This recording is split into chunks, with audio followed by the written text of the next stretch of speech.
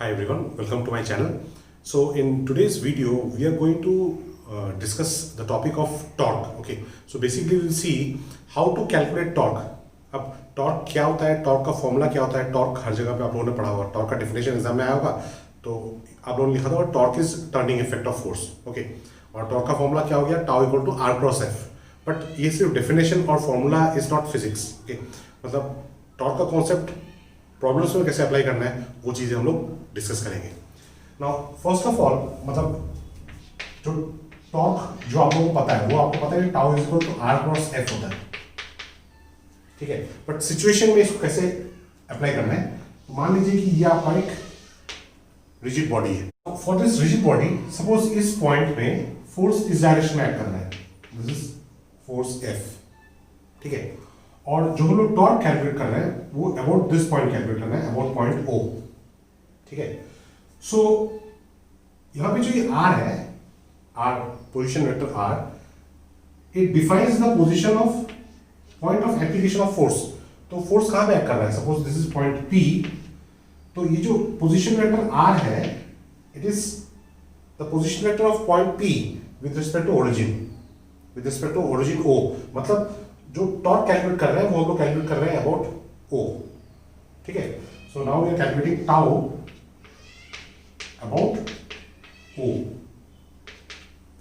ठीक है, अच्छा, ये जो फोर्स का डायरेक्शन है, this is the direction of force, application of force.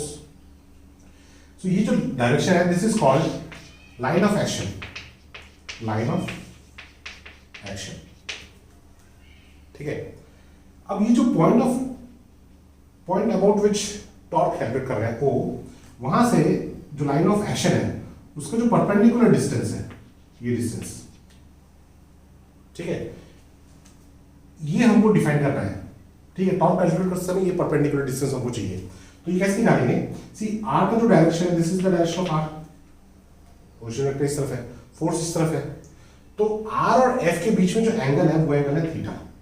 This angle is theta. ठीक है, अगर ये एंगल थीटा है, मतलब ये देखिए यहाँ पे जो इसका magnitude tau is equal to क्या लिखेंगे, आर एफ साइन थीटा. तो ये जो थीटा है वो theta is the angle between direction of R and direction of F. तो आर का डायरेक्शन ऐसे है, एफ का डायरेक्शन ऐसे है, ये थीटा हो गया. तो ये अगर थीटा है तो इसका मतलब ये भी थीटा होगा.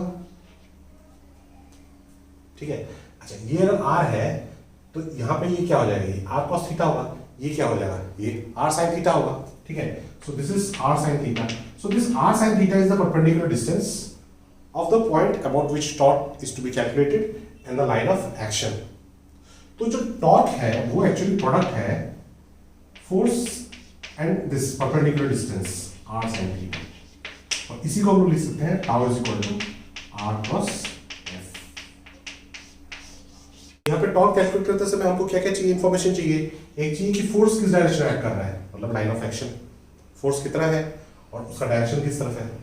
ठीक है, और perpendicular distance of the line of action from the point about which the torque is to be calculated.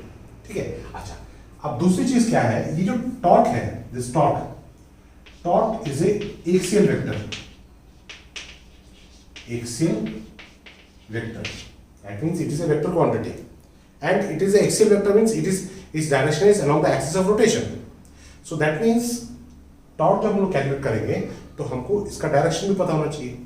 ठीक है, और since it is a vector quantity, तो based on direction we will assign a sign. मतलब अगर आपके पास torque जो है वो एंटी क्लॉकवाइज डायरेक्शन में है, एंटी क्लॉकवाइज डायरेक्शन में चीज घूम रहा है, तो टॉर्क जो होगा वो टॉर्क बाहर की तरफ होगा, आपकी तरफ. ये डायरेक्शन पॉजिटिव डायरेक्शन. ठीक है, ये डायरेक्शन हम लोग बाय कन्वेंशन पॉजिटिव लेंगे. तो इसका मतलब अगर एंटी क्लॉकवाइज चीज घूम रहा है तो टॉर्क जो होगा वो पॉजिटिव टॉर्क होगा, और अगर चीज क्लॉकवाइज घूम रहा है तो ये एक्सियल वेक्टर अंदर की तरफ जाएगा.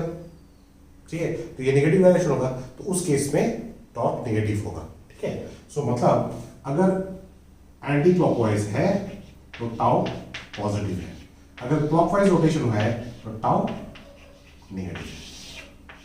ठीक है, so this is how we assign the direction. ठीक है, एक एग्जांपल देख लेते हैं, छोटा एग्जांपल. अब मान लेते हैं कि सपोज इस पॉइंट के अक्रॉस हम लोग टॉर्क कैलकुलेट कर रहे हैं, और यहाँ पे फोर्स इस डायरेक्शन में एक्ट कर रहा है, ठीक है। तो फोर्स अगर ऐसे एक्ट कर रहा है तो इस पॉइंट का पोजीशन वेक्टर डिफाइन करेंगे, क्योंकि see this is the P is the point of application of force. तो P पॉइंट में अगर फोर्स एक्ट कर रहा है इस डायरेक्शन में, तो P पॉइंट का पोजीशन वेक्टर O के रेस्पेक्ट में डिफाइन करना पड़ेगा।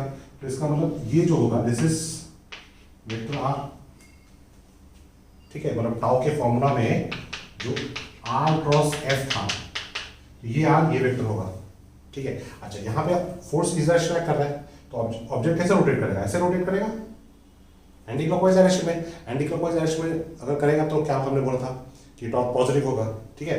अच्छा, तो यहाँ पे भी देखते हैं, ये जो होगा फोर्स, ये फोर्स का डायरेक्शन है, this is the direction of force. तो इसका मतलब ये हो गया आपका line of action, line of action, ठीक है। तो लाइन ऑफ एक्शन के साथ यहाँ से हम लोग कौन सा डिस्टेंस मेजर करते हैं? Point of about which torque is to be calculated, वहां से हमको एक परपेंडिकुलर डिस्टेंस चाहिए, ठीक है। अच्छा, यहाँ पे R का डायरेक्शन, R नीचे की तरफ है, फोर्स इधर है, मतलब ये एंगल थीटा है, तो मतलब ये एंगल थीटा है, ठीक है। इसका मतलब ये जो होगा ये R साइन थीटा होगा, ठीक है। तो इसका मतलब यहाँ पे टाउ इक्वल टू क्या लिखेंगे? Tau is equal to R sine theta into F। अगर ये हो गया मैग्नीट्यूड, अगर डायरेक्शन देना है तो यहाँ वेक्टर दे दिया, तो यहाँ पे इस तरह रोटेट कर रहा है, तो अगर ये एक्स एक्सिस है और इधर वाई एक्सिस है, तो जी एक्सिस आगे की तरफ होगा, पॉजिटिव जी एक्सिस। तो यहाँ पे इसका मतलब यहाँ पे हम लोग क्या वेक्टर लिखेंगे? थीटा, ठीक है। टॉर्क यहाँ पे पॉजिटिव हो गया। अच्छा, यही चीज अगर ऐसा है कि suppose this is O, this is P, so this is vector R, force ऐसे एक्ट कर रहा है, फोर्स इधर एक्ट कर रहा है, यहाँ पे फोर्स, अगर फोर्स इस डायरेक्शन में एक्ट कर रहा है तो ये चीज कैसे घुमाएगा? ये रोटेशन क्लॉकवाइज डायरेक्शन रोटेशन हो गया, ठीक है, क्लॉकवाइज डायरेक्शन हो गया। यहाँ पे this angle is theta, this theta मतलब angle between direction of position vector and direction of force. So ये पोजीशन वेक्टर का डायरेक्शन है, ये फोर्स का डायरेक्शन है, तो ये फोर्स का डायरेक्शन मतलब ये हो गया आपका line of action, line of action. यहाँ से परपेंडिकुलर ड्रॉ करेंगे, ठीक है। तो इसका मतलब ये थीटा है, ये भी थीटा हो गया, ये R साइन थीटा हो गया, ठीक है। यहाँ पे आप क्या लिखेंगे? Tau is equal to R sine theta into F, R sine theta into F, ठीक है। यहाँ पे अगर वेक्टर लेते हैं, मतलब डायरेक्शन देना पड़ेगा, तो डायरेक्शन यहाँ पे रोटेशन अंदर की तरफ हो रहा है, ठीक है। तो एक्सियल वेक्टर अंदर की तरफ होगा, अगर ये के कैप था तो ये क्या होगा? माइनस के cap, so this is minus के cap.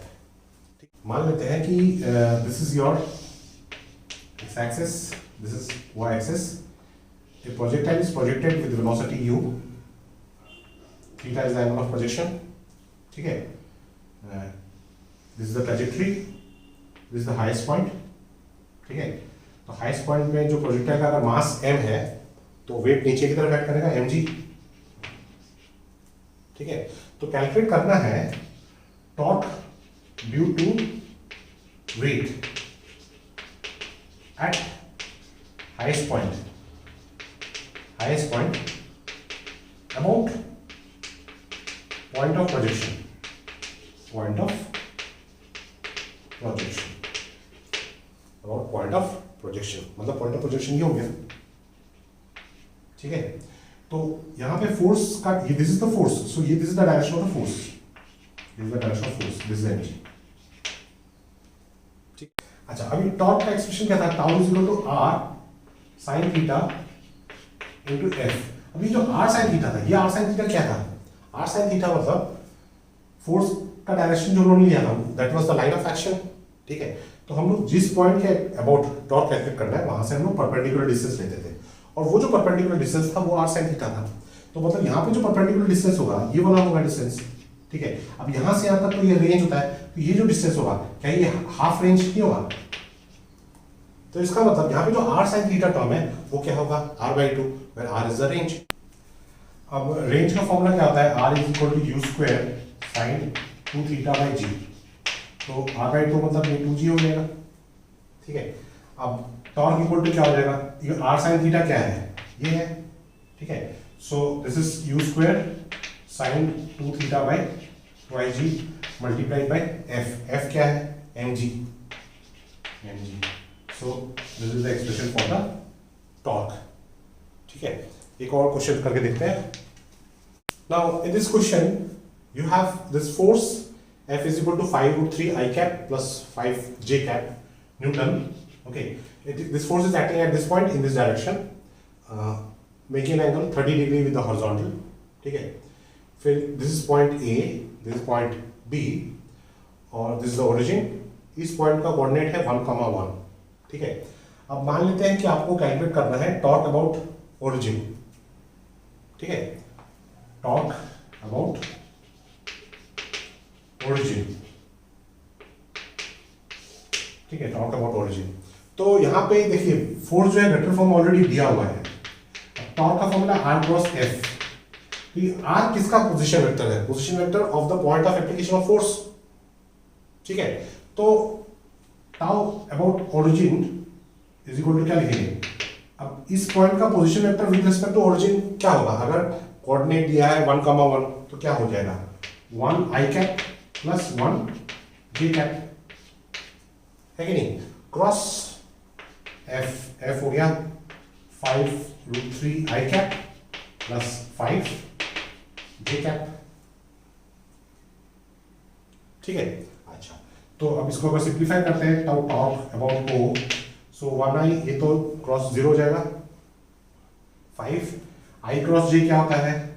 I cross J is K cap, so 5 K cap, फिर ये क्या हो जाएगा?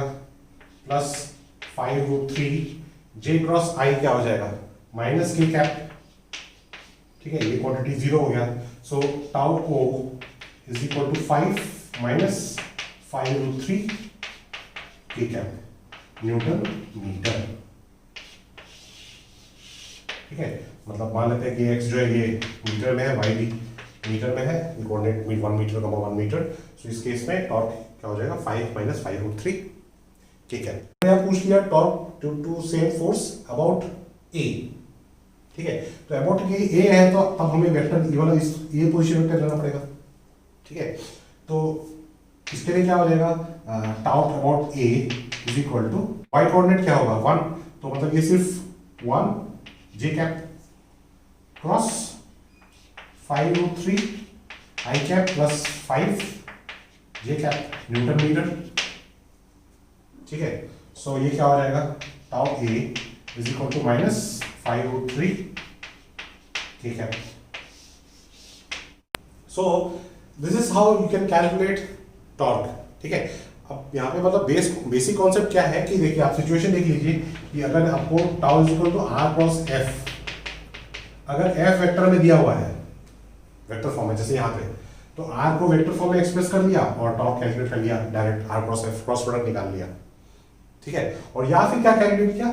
Torque equal to r sin theta f से मल्टीप्लाई कर दिया। वो r sin थीटा क्या है?